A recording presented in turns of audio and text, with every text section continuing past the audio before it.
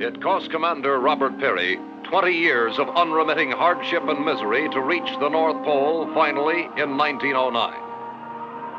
It would have astounded Peary to learn that by the late 1950s and early 60s, the vast frozen top of the world he pioneered had become a vital highway for world travel and commerce, not just in the skies, but also deep under the ice in the frigid 5 million square mile depths of the Arctic Ocean.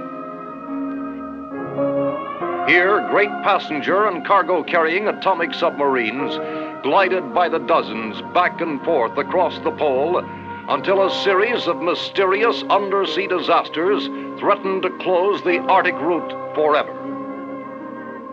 The decisive moment came May 3rd at 13:15 hours when the undersea atomic liner Sturgeon, largest of them all, reached 87 degrees 10 minutes north latitude, only a few miles from the North Pole itself.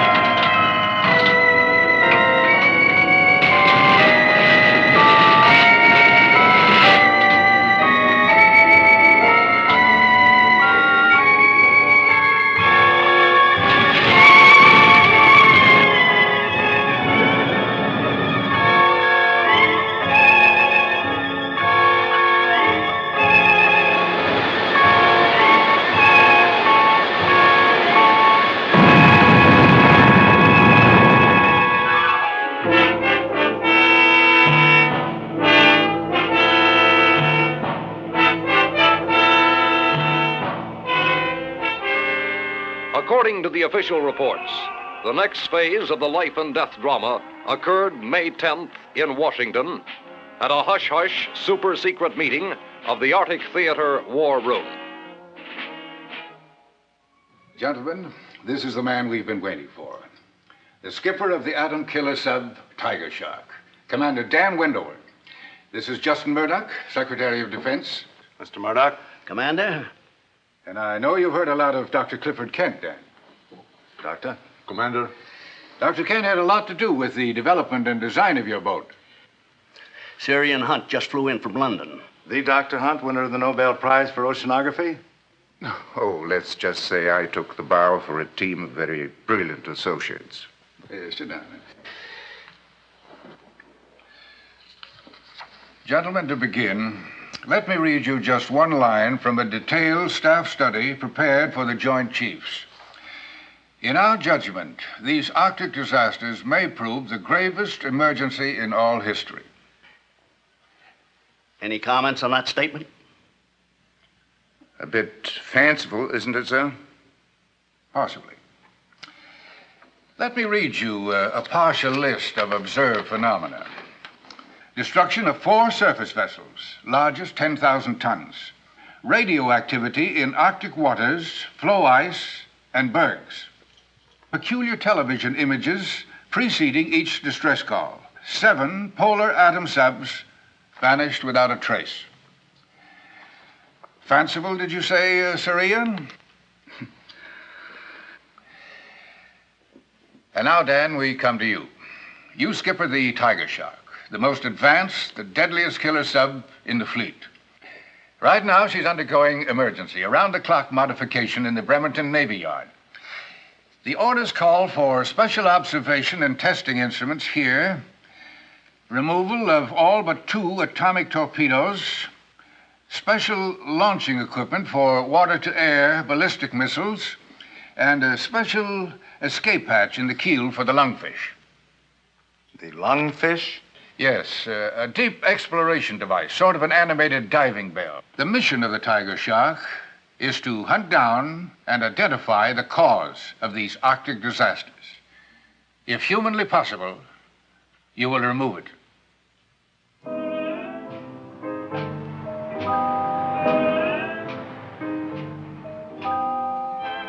Not that I don't think Lieutenant Commander Holloway is the finest exec in the entire sub-fleet, Julie. And not that he isn't the best friend that I have. Come on, Dave. You talk too much. Now, be quiet, little mother. I feel behooved to warn you. Our friend Reef is no less than the #1 howl in the entire sub-wolf pack. Nuclear-powered. And when it comes to women, well, he has got a built-in sonar detector that... Dave, you know you're exaggerating, old buddy. You know it. Yes, you are. You know, on most boats, a certain loyalty exists between the exec and his navigation and firing officer. But in the case of Lieutenant David Milburn of the Tigershark and myself... But she's a nice girl. I've seen you work. I think she deserves a fighting chance. Helen, I appeal to you. Dave, look at me. I'm the mother of your 3 children. Will you please take me home to them at once? There you are. Just drop in any time. Don't bother to call. Just drop in. That's my way of life.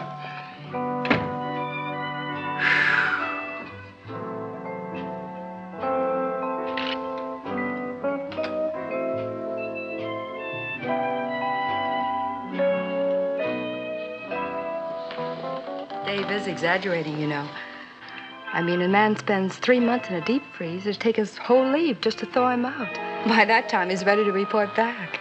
It won't take me long to defrost. Not around you.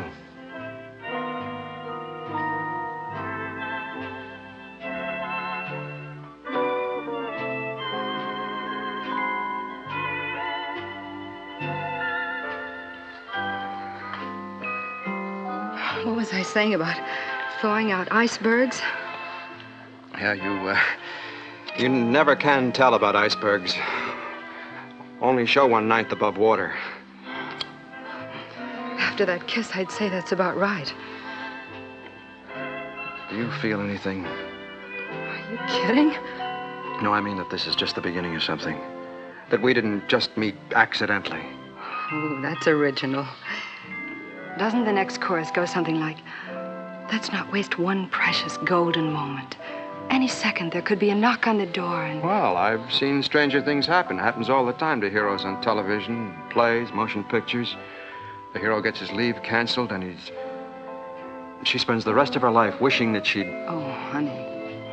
Let's not waste one precious moment then.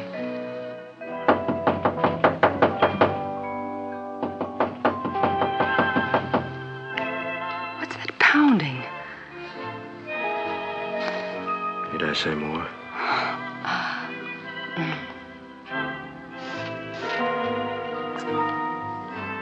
Reef, look.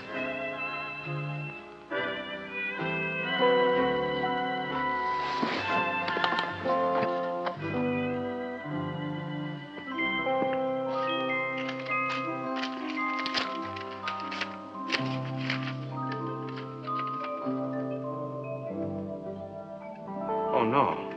What's wrong? What is it?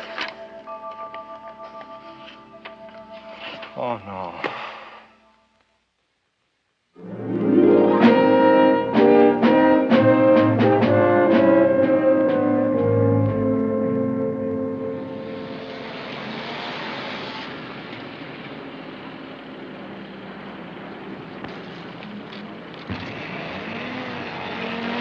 Reef!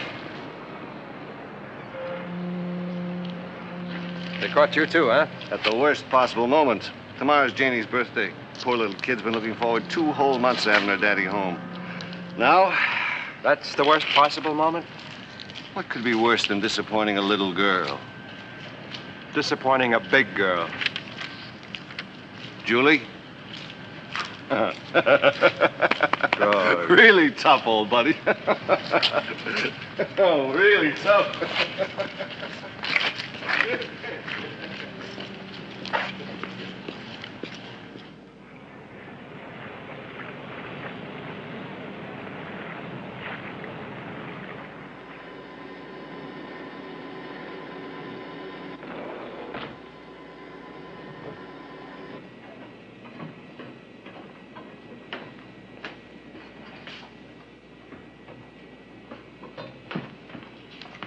Skipper, I thought you were going to Washington. I did. Just got back. Reef, I want you to meet a couple of our passengers, Sir Ian Hunt and Dr. Clifford Kent. My exec, Commander Richard Holloway. Right away, sir. Dr. Kent, met you before. Yes, indeed, Commander. You gentlemen are going with us. What for? We'll discuss that later. Roberts. Have Chief Griffin report to me as soon as the crew's aboard. Yes, sir. Watkins, Yes, sir. will you show these gentlemen their quarters? Aye, aye, sir. This way. Oh, sorry you had to cut your leave short. Yeah. Come at the wrong time? Yeah. Will do. Oh, it's you. Yeah. Hey, Griff, what's the scoop about, huh? I mean, hauled out in the middle of the night, all leaves canceled, we going to war or what? Now, don't you worry, Chester. When the skipper wants you to know what's going on, he'll tell you, okay? I don't like it. I mean, this is all mighty funny.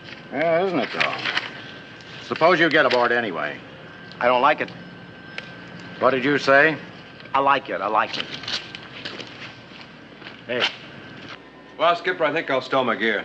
Reef, I got some bad news for you. Oh, yeah? You're gonna have to share quarters this trip. Who with? Dr. Nielsen. Dr. Nielsen? Well, when did that happen? Huh? Oh, it's all right. We're all friends.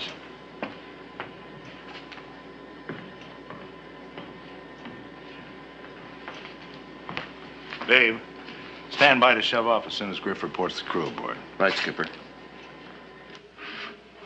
Well, looks like we're going to share quarters, Skipper.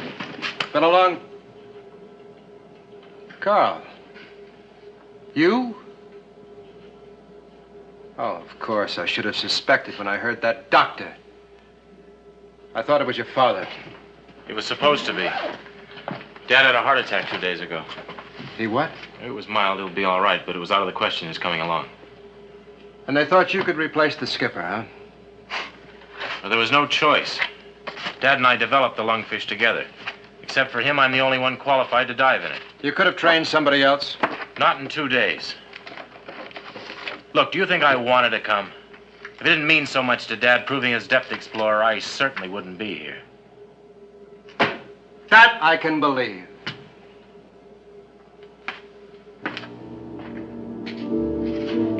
The Tigershark left her dock at Bremerton at 0335 hours, the morning of May 11th, on what was to prove the strangest, most fearful voyage ever made by a submarine, atomic or otherwise.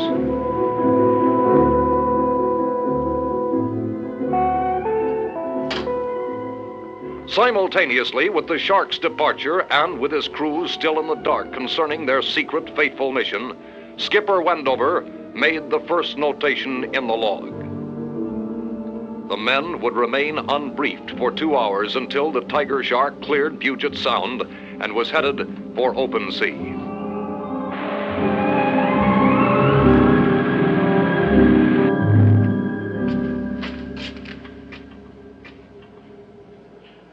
Who the devil belongs to this gear? We do, Chief. Oh, you two guys, huh? And just what do you do around here? Underwater demolition. Seaman First Class Powell, and I'm Corny. Yeah, I know. So you're frogmen. Yeah, we're off tin cans. We've looked the pig boat over from fore to aft, but can't seem to find an empty locker to store our stuff in. An empty locker? In a sub? Are you kidding? This whole deal is making less and less sense to me. What are frogmen doing aboard the Tigershark? Following orders, like everyone else in the Navy.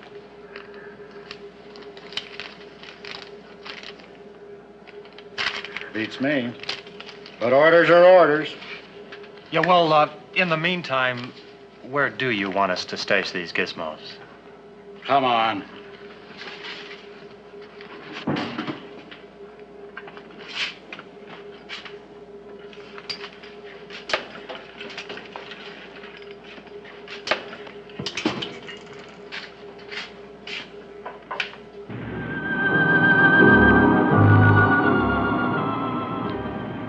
Shortly before dawn, the Tigershark, running submerged at better than 30 knots, had left the Sound behind and was headed for open sea.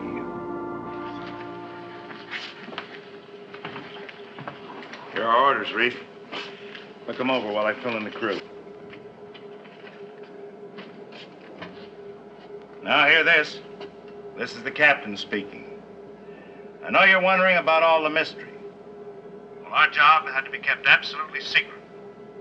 Our mission is to find out what caused the disasters under the Arctic ice. Once we cross the Arctic Circle, any command you hear will be the real thing. Please remember. That's about it. Now, you know as much as I or anybody else does, for that matter. Coincidentally, I assured Washington that this was the best sub crew in the fleet. I know you won't make a liar out of me. Carry on.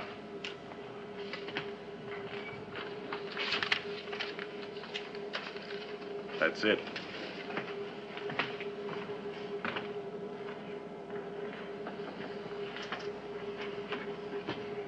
What do you think? I think I should have joined the Air Force.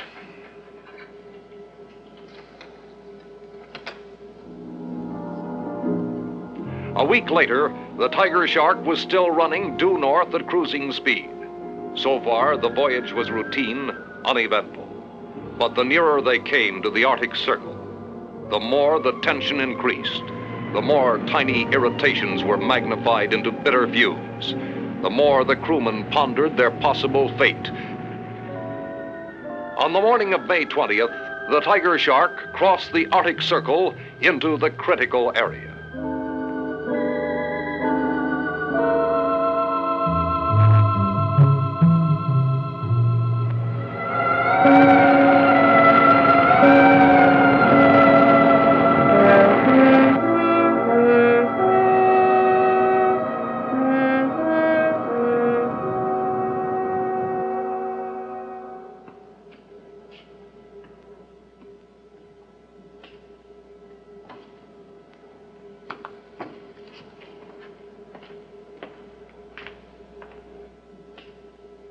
You're always asking me why I stay a bachelor. There goes one of the best reasons I can think of. Huh? Yeah. I might have a son like that. I don't get it. What goes with you two? I guess his father, Skipper Nielsen, retired before you enrolled at the academy, didn't he? I guess. One of the finest men and officers alive. A real hero in the best sense of the word. World War II. Taught engineering and design at the academy. Fought like a demon for atomic subs. So? So when his only son dropped out of school, began making statements, all sounding like borrowed propaganda. Ban the atomic test, junk the nuclear subs, spend the military budget for peace. Well, it just about broke the old man's heart. Then when the newspapers picked it up, called Carl the honest, sincere son of a warmongering father. Well, Captain Nielsen resigned from the Navy. Oh, he still keeps his hand in with projects like the Lungfish. But it broke him all the same. Have you talked to Carl? Try to get his side. His side? He's all front with no back. How can he have a side?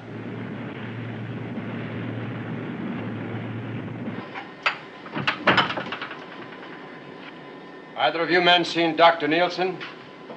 He's in here, sir.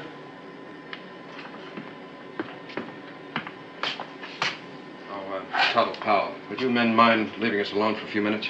Sure, Mr. Holloway. Dr. Nielsen.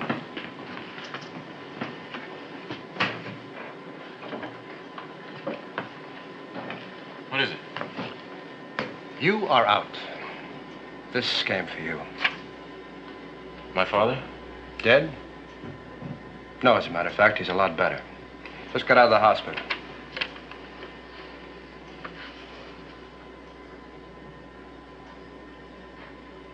What did you mean I'm out? Your father can be in Nome, Alaska tomorrow. We have two choices. We can ask them to bring him out by helicopter and take you off, or we can put the Shark back into Nome. You trade school boys are all alike, aren't you? Anybody who doesn't think like a little gold-braided puppet is ipso facto a coward. You said it, I didn't. Well, wearing a uniform doesn't bestow an automatic monopoly on courage, Commander. It just so happens I'm not a coward, physical or mental. And before I'd risk my father's life. We're all risking our lives. That may be. But Dad stays where he is, and I'm staying here.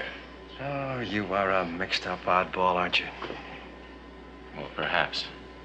But the idea of willingly going to school to spend my life at a Paleozoic pastime that should have disappeared with the thunder lizards, I'm referring to war. That strikes me as the worst cowardice of all. Being spiritually yellow. You mean nothing's worth fighting for? Peace. The dignity of man, destiny of human spirit. Now, you show me a man who says you win these fighting wars, and I'll show you an idiot. Carl, you talk like so many young men I've known. You talk well. Literately, intelligently, even brilliantly sometimes. But you're all talk. What do you do about your ideas? Your ideals? You mentioned my uniform. These are my work clothes. They represent what I'm willing to do. How hard I'm willing to work for what I believe in. I doubt your willingness for anything, except talk about what you're against. That talk darn near killed your father.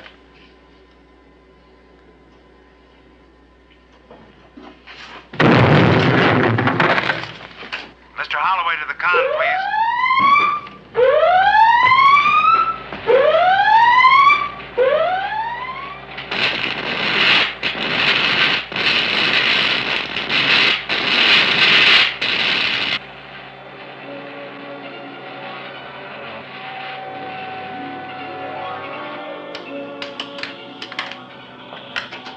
The instruments have all gone crazy. And take a look at the screen.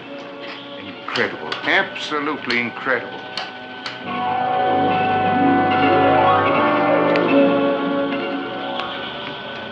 What hit us? It doesn't seem possible, but could it be an electric storm center?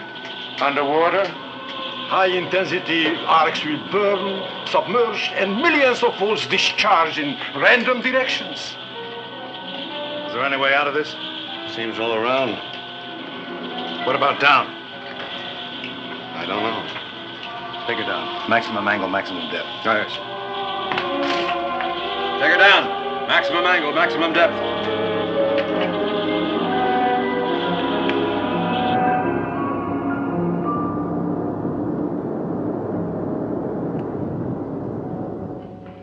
Syrian has evolved a theory. At first, I wasn't about to buy it. But we have eliminated one by one every other logical explanation. It is rather fantastic. But here is a chart of the Arctic region. On it, I've plotted every instant of these peculiar phenomena, the sinkings, electrical storms, our own experiences. Now, here is where we encountered the electrical storm. The sturgeon was lost about here. The others, here, here, and here. Do you see it? See what? The pattern. The pattern. Each incident occurred almost precisely 1,000 statute miles from the pole. A line drawn through the points of occurrence makes almost a complete circle around the pole. Which adds up to what, Syrian? I cannot accept the idea that these phenomena were either random or natural. I believe they were motivated by some sort of intelligence. Do you mean that somebody is... I didn't mean to imply a human intelligence. Well, what on earth kind of intelligence is it, Syrian? Oh, perhaps it's not an intelligence on Earth. Perhaps it's an intelligence from beyond the Earth. What can we do about it, sir? I've been thinking about that. As you see, these occurrences were on this line, almost a perfect circle around the pole.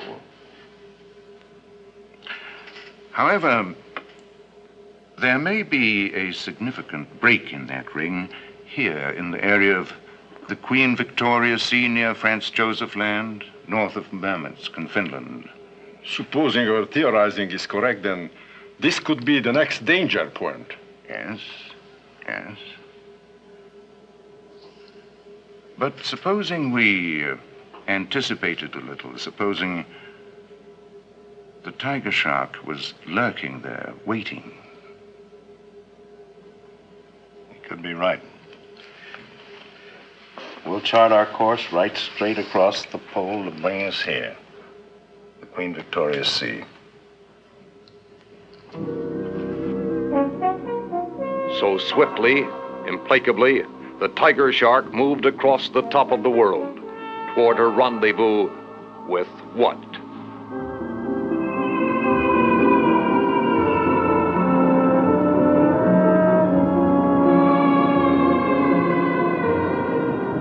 We've been running due south along the 30th degree of longitude. By my reckoning, we should be about here, just short of our planned position. And that should be... Just about the critical point if we're on the right track. Prepare to service flank speed. Prepare to surface. Flank speed.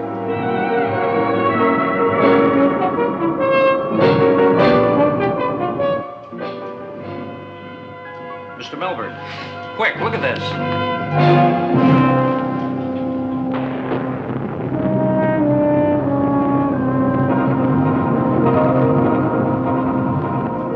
Skipper, reef!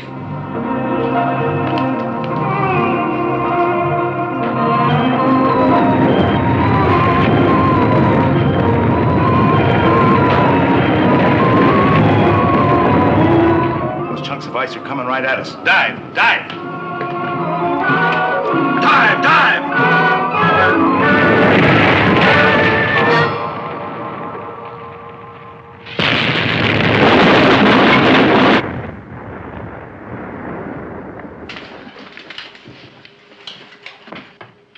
Determine extent of damage. After torpedo room, report.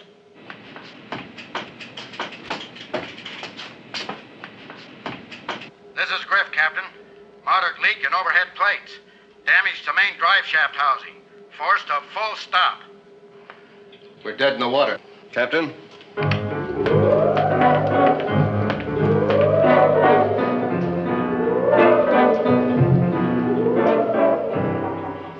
Whatever it is, it certainly can travel. Course and speed. Speed about 22 knots. Course due north. Directly toward the pole.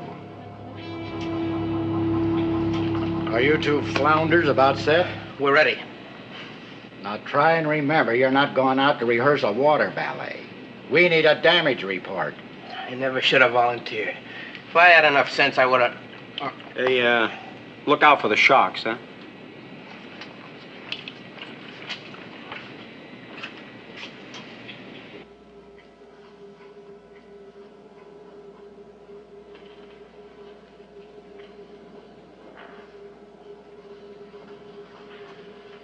A pure oval shape with this cyclops-like eye or turret on top. I'd estimate its diameter at, 300 feet. No discernible orifices. The eye of Cyclops. What did you say, Sir Ian? Just musing about our one-eyed adversary and the Homer legend. The Cyclops were the sons of heaven who forged the thunderbolts thrown by Zeus. Our own Cyclops throws quite a thunderbolt itself.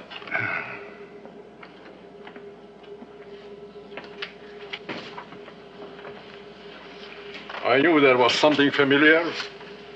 Take a look. This picture was taken by an amateur astronomer over New Mexico. I have had it since I served on the Air Force Evaluation Board for UFO reports. Unidentified flying objects. Then this is a flying saucer. That was the popular designation, yes. Weren't all the sightings in the sky, not underwater? This would explain why there were never any reports of landings. It's quite possible that whoever or whatever inhabits this craft is not a land creature at all, but some form of marine life. That would make our little green men actually little green fish.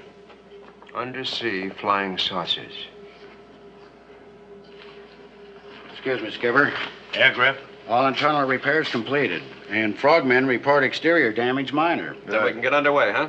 Right, sir. Dave, you plotted the course of Cyclops? Then that's our course. Where he goes, we go until we get him. Or perhaps until he gets us.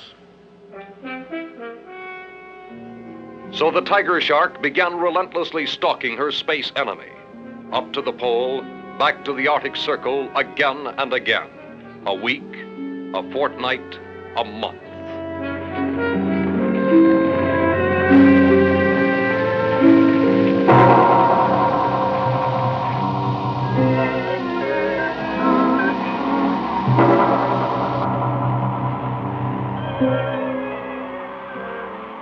Never a glimpse of their enemy, but there were reports. New disasters, new ships and lives lost.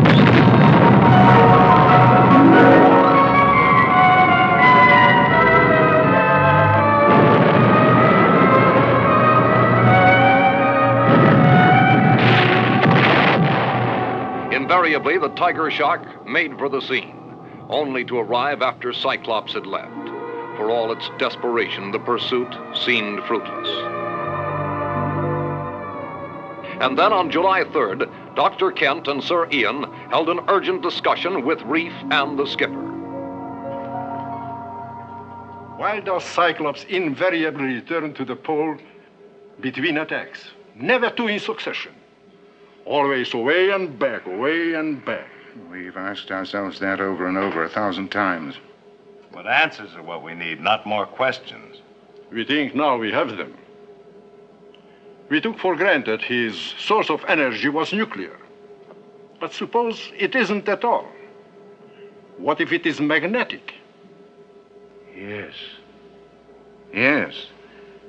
We harness energy on a small scale by cutting magnetic lines of force. Supposing Cyclops does it on a super scale. The North Pole is the positive end of the biggest magnet of all, the Earth itself. What you're getting at is that you think our saucer friend must return to the pole regularly to recharge his batteries. That may be oversimplifying it. But, Now, our present tactics are useless.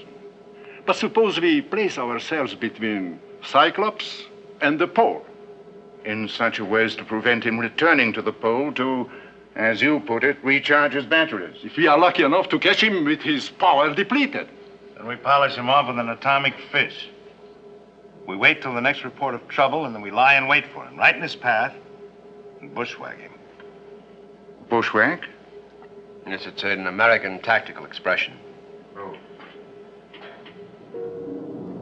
So, a change of tactics. Now, the Tigershark cruised almost over the North Pole, waiting for the radio report that would put the plan into effect. On July 13th, at 1600 hours, it came. We got it, Reef. Cyclops? Sounds like a distress signal from a small freighter between Ellesmere Island and Greenland. One Mayday, then nothing. Where's the skipper? Already in the con.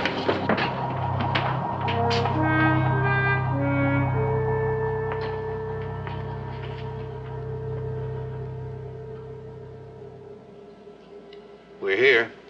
Right? This is where Cyclops knocked off the freighter. This is the way he has to head for home, the pole. Here we are, right in his path. Sonar and TV scan the bottom, find a good place to hide and lie in wait for him. Maybe a cave or a valley. Break for silent running. As soon as we're on the bottom, secure everything that hums or buzzes. I want absolute silence. Very well. Break for silent running.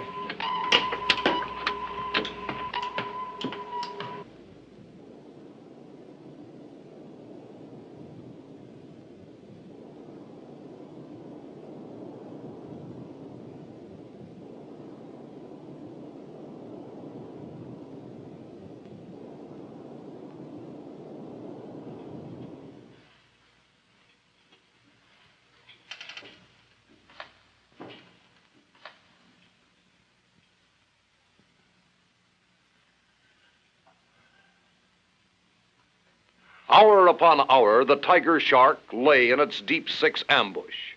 The Arctic depths were as still and silent as an uninhabited world. And then, at 0600 hours.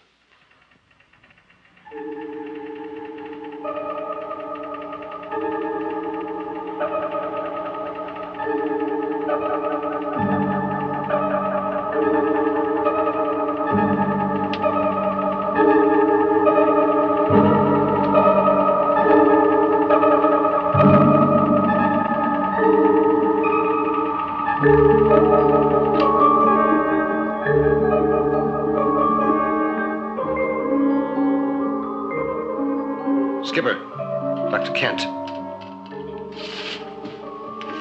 What is it? That's him. Has to be. Range 22 miles. Speed, I give it 14 knots. His radiation level is very low. That would confirm our theory about having to return to the pole. Better be correct. Give me a setup on the TDC, range about 7 miles.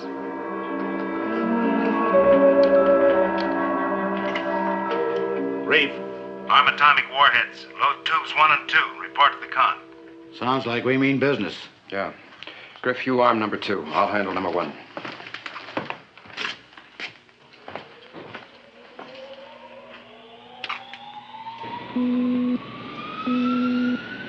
Load 1 and 2. Open outer doors. Stand by for action.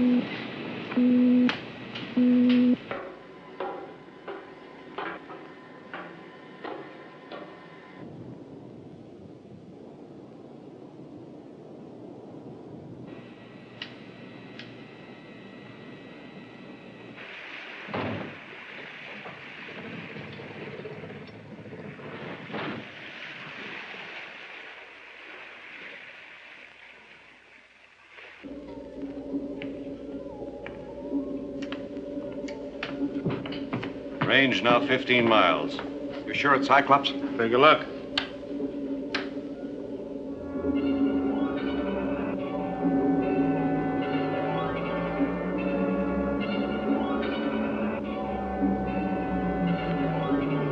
Range 14.5 miles.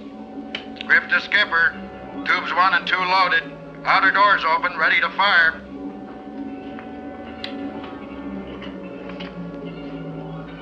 Stand by.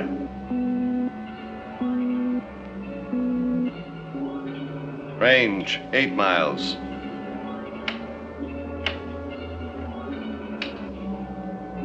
Range 7 3/4 miles.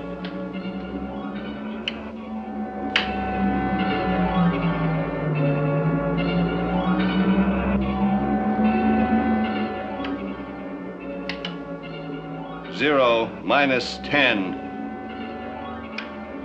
9, 8, 7, 6, 5, 4, 3, 2, 1. Target 0. Fire 1.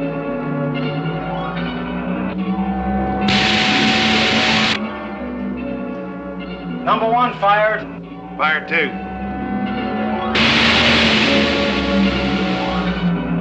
Number 2 fired.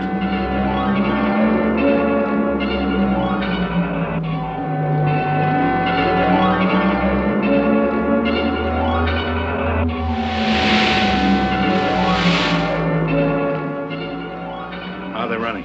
Heart straight and normal. Number 1 missed. How could it? We're dead on the target with a homing fish.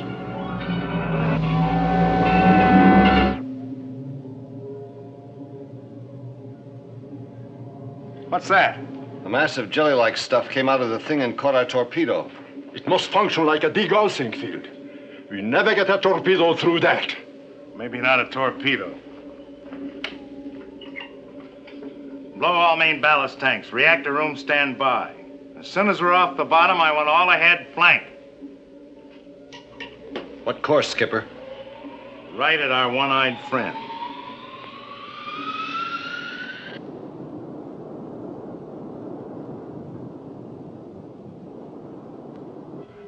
Right at him? That's what I said. But what can we accomplish? We can ram him. You've weighed the consequences, Captain. The lives involved. Doctor, I've weighed the destruction that the Cyclops has done already and what it'll do in the future unless we stop him right now. There must be some other means. What other means? If the Tigershark can't stop him, no power on Earth can.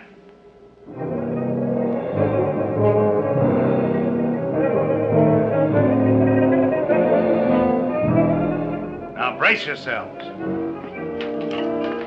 Sound the collision alarm.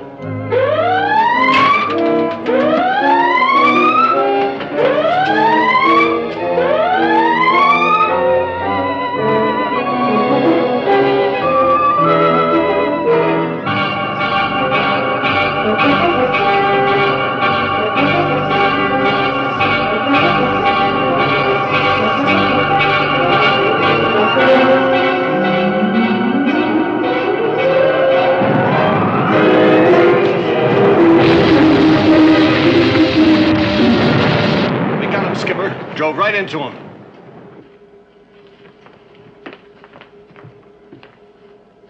Look at that. Speared him like a fish. We did it, boys. Dove right through the saucer's side. Reactor room, give me all reverse, full.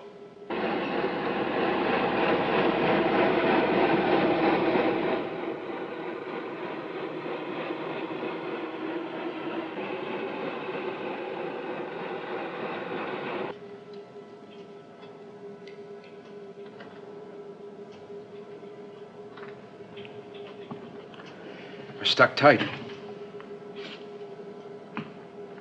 Skipper, take a look at this depth gauge. 180 fathoms? We can't be sinking that fast. It's our screw, Skipper. At our declination angle, running in reverse, they're pulling the Shark and Cyclops right to the bottom. And we're at safe maximum depth already. Full stop. Full stop.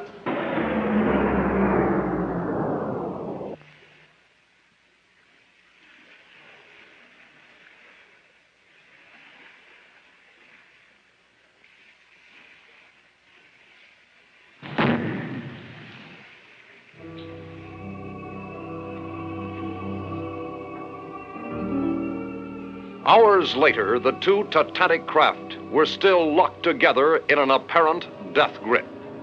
On the bottom of the Arctic Ocean, nearly 1,200 feet below the surface.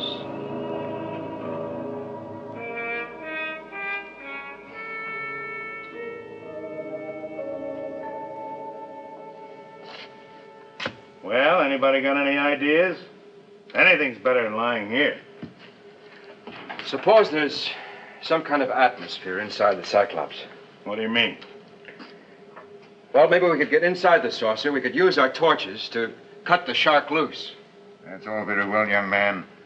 How would one go about getting inside Cyclops? Through the eye, using the Depth Explorer. Yes. The Explorer was built to operate at even greater depths. Yeah, but suppose there isn't any atmosphere inside the saucer. Well, then the idea's no good, but we're no worse off than we are now.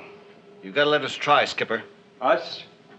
Reef and I could take the Explorer down, clamp it onto the eye. No. You can't, but I can. I can deliver you to the eye. Then you... A little out of your line, isn't it? Why don't you stay aboard and make a speech? Maybe you could get him to ban flying saucers. Listen, Holloway. However our ideas disagree, I've said before, I'm not a coward. And it happens you have no choice. Either I take you down there in the lungfish or you don't get there. I'd sooner swim. That's enough, both of you. Very well, sir. No use making the odds any longer than they are. So happens that Dr. Nielsen's right. Get the Explorer in the airlock and prepare for launching. You better take Carney and Powell with you. Frogmen? That's right. Their underwater experience might make them invaluable. You'll need sidearms. Sidearms? The saucer's dead. You hope. You better get ready.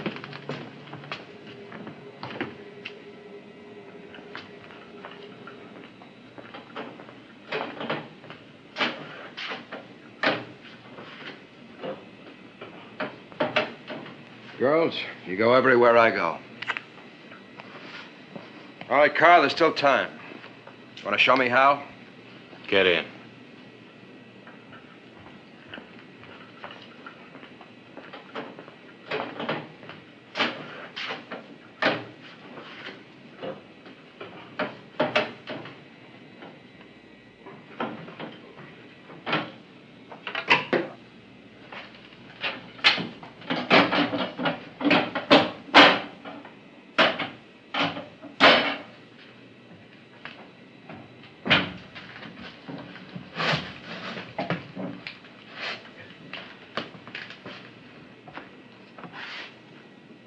Ready to open airlock door, Captain.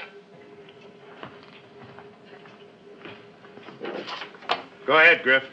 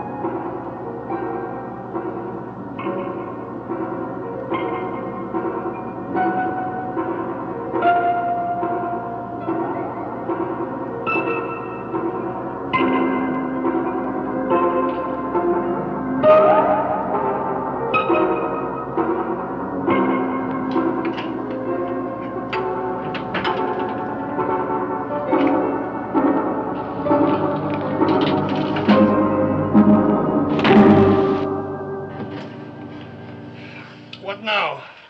What do you say, Doctor? Shall we take a chance? That's what we came for.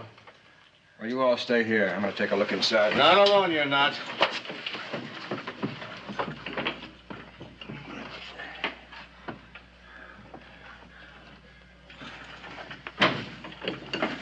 Better breathe your oxygen just in case.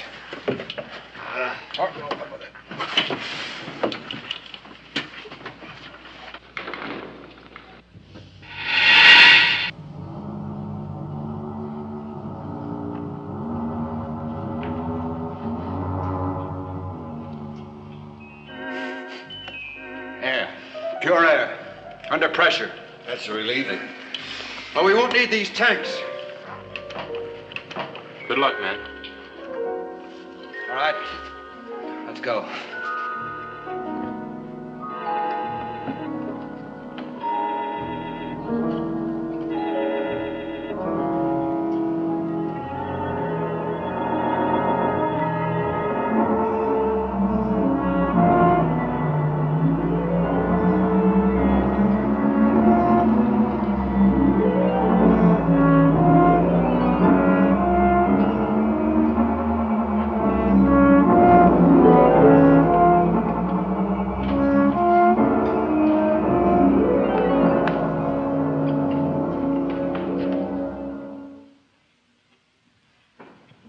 Bow drove through her, but she sealed herself right up.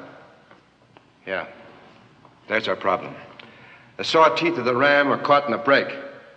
Now, if we can cut it away, the shark can pull herself loose. I think you're right. Powell, go back to Dr. Nielsen. Tell him to report to the skipper. All right, let's get to work.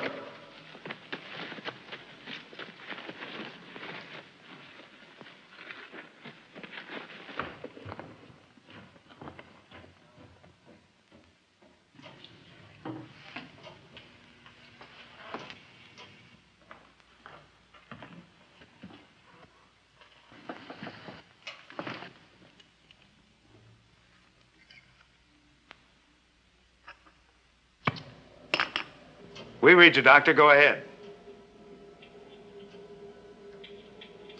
They're inside the Cyclops. It's full of breathable air. Wonderful. That's great, Doctor. Reef thinks that he can clear the shark's bow so we can pull ourselves loose. What's it like inside the Cyclops? This is a priceless opportunity to... Doctor, tell Reef to make sure that you're in the clear before we make another move.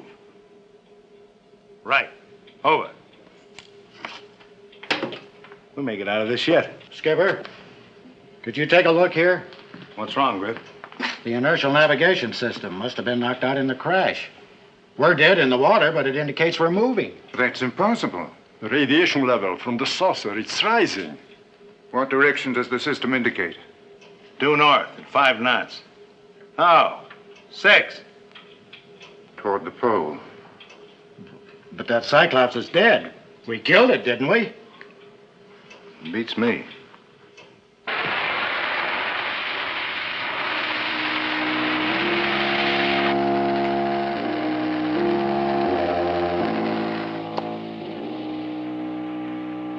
Dave. Yeah? Do you hear anything? I don't hear anything. You've been down here too long. You better go topside and rest. Strange you don't hear it.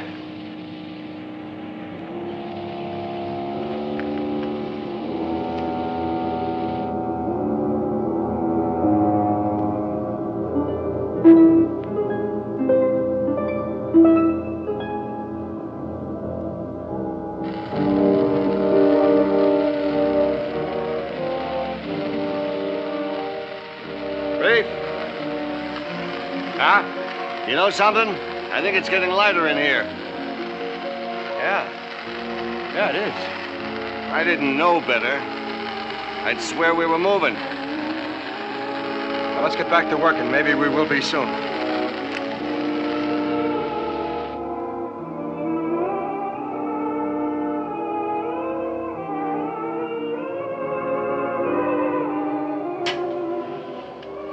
I'm getting an impression of movement, Captain. Is that possible? We get the same reaction up here. Now they're feeling it down below. The radiation level constantly rising. As we near the pole. It's got to be an explanation. I think there is. I believe our friend Cyclops is returning to life.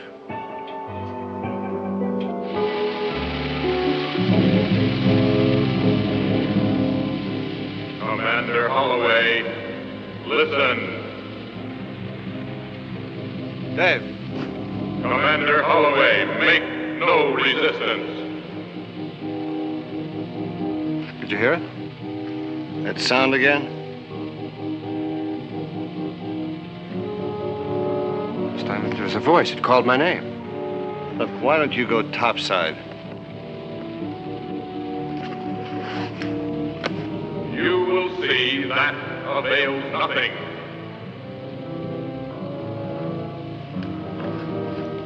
Where do you think the sound was coming from? Down there somewhere.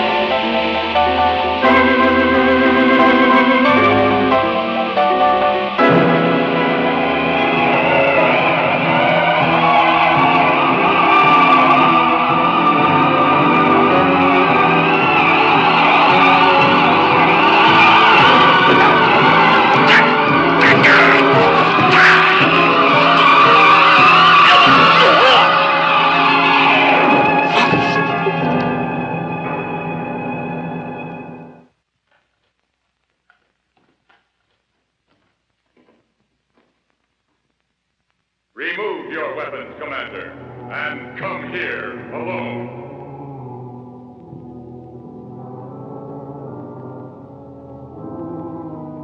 Come where?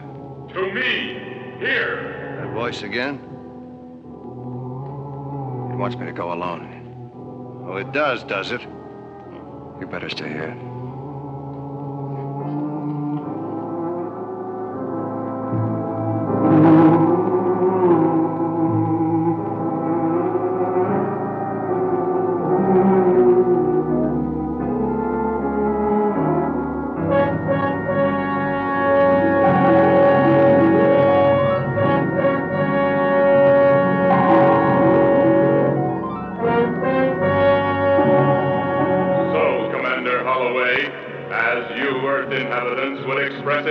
We meet face to face. That's a face? Point of view is everything. To us, your form of life is ugly, as we appear to you. Tell me something. Why is it that I can hear you when the others can't? You do not hear me. Our individual brain frequencies are now attuned, and we exchange wave thoughts. You mean extrasensory perception? Whatever your Earth term may be, the principle is ancient and very simple. It is not necessary for you to speak. Your thought response will suffice. My mission is to study various solar systems and planets. Select the most suitable for colonization. For horrors like yourself? Of course. It may interest you to know I have visited hundreds of other worlds, and of all of them, your Earth seems most suitable. Swell.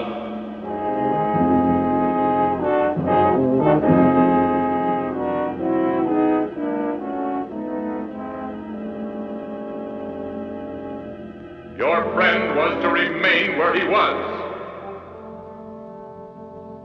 He did. I am afraid not.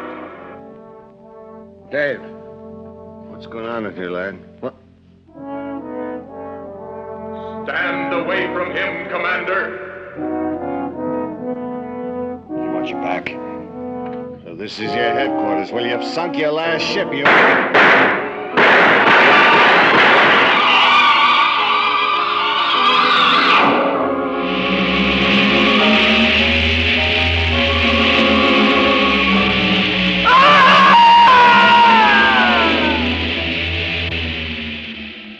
Why not me? What am I, the closing act?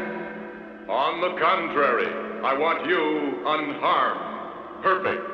Why? I have selected you to return with me along with several other specimens for study. We will examine you and the others, discover desirable features to incorporate in our Earth colonizers.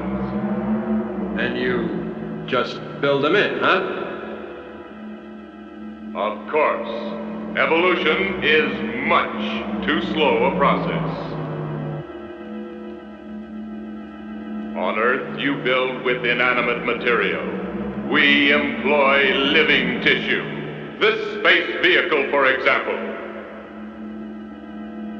It is a living thing. When damaged, you would say wounded. It immediately heals itself. Oh, that's why no water leaked inside when we rammed you. Of course. But it is time to begin the return voyage. To navigate, won't you have to see your way? Obviously. You'll be rough!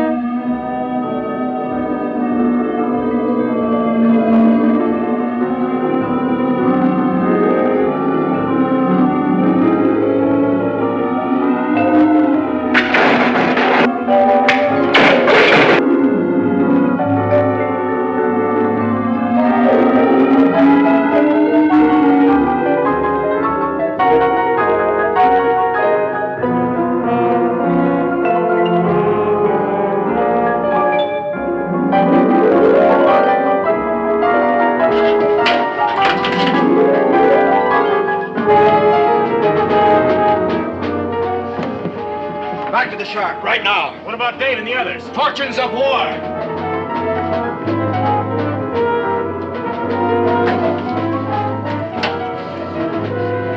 Skipper, this is Reed from the Duck Explorer. Pull loose. Right, Reef. Reactor room, get me all back. Emergency.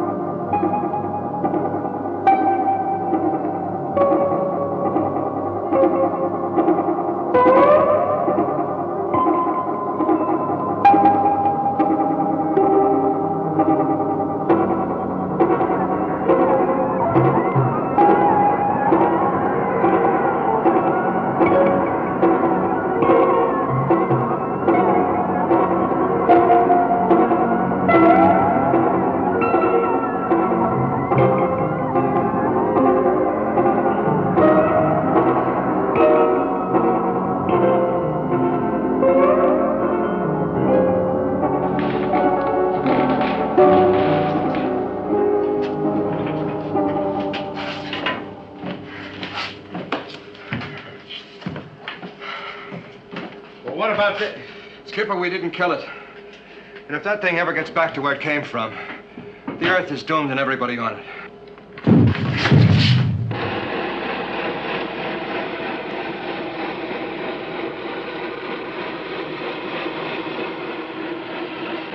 We've pulled loose, Captain. We're free.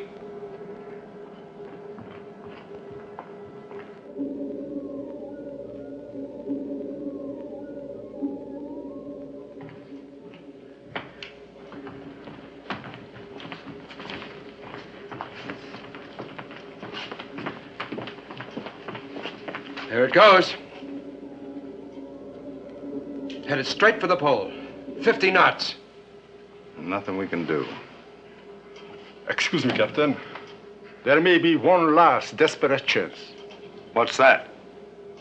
It's possible I could adapt one of the torpedo guidance systems to the ICBM, so it would home on the saucer when he rises from the pole. What about the time? Cyclops will have to linger at the pole to recharge its power banks. That's worth a chance. Reef, take over as navigator and see if you can find us an air hole in the ice. Let's go. Very well. Adapt a complicated guidance system to a huge ballistic rocket. Convert it to a water-to-air interceptor missile. It was foolish. It was insane. It was fantastic. But it was their only hope. And the Earth's only hope. Ready? Ready as we can be. I'll report to the skipper.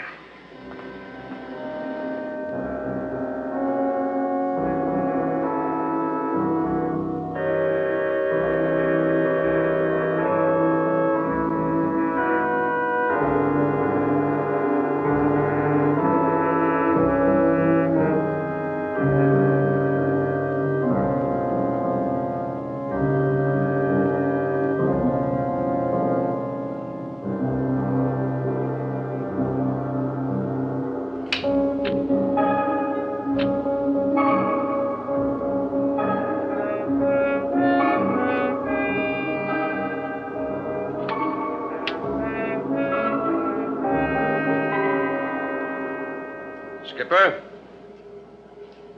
we found our hole in the ice. What's the corrected bearing of the magnetic pole? 357 degrees.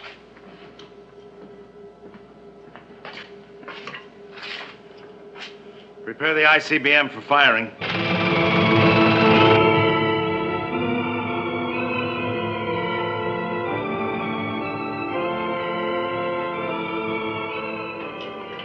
Well, that's about all we can do until our space friend decides to blast off.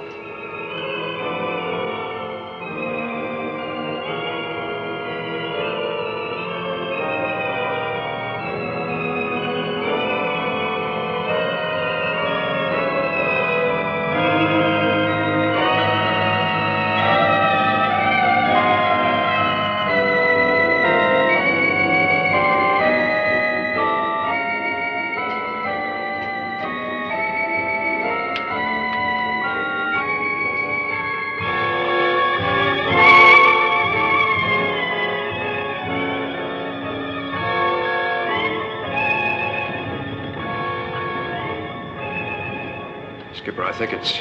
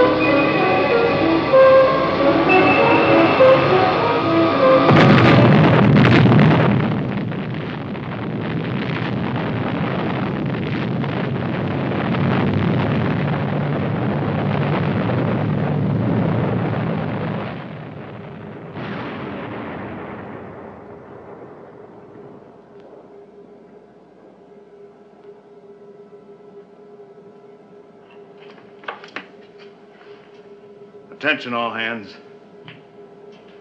We got him.